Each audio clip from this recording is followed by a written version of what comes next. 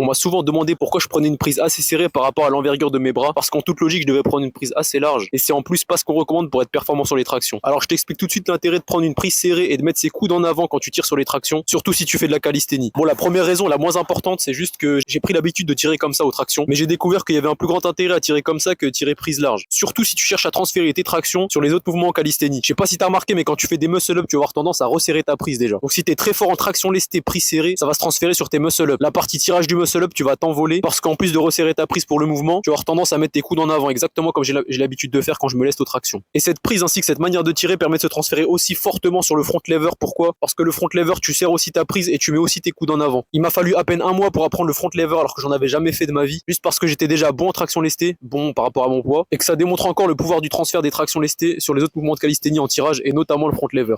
Donc si vous êtes spé traction, conservez une prise large et tirez avec les coudes en arrière pour passer facilement votre menton. Par contre, si vous souhaitez que vos tractions se transfèrent sur le muscle up et sur le front lever, commencez à resserrer votre prise et à tirer avec les coudes en avant. Bon, bien entendu, vous n'êtes pas obligé de tirer 100% de votre traction de cette manière, mais je vous ai montré deux raisons de diversifier votre façon de tirer pour avoir un meilleur transfert sur les autres mouvements. Sur ce, on se dit à la prochaine pour plus de conseils. Ciao les refs.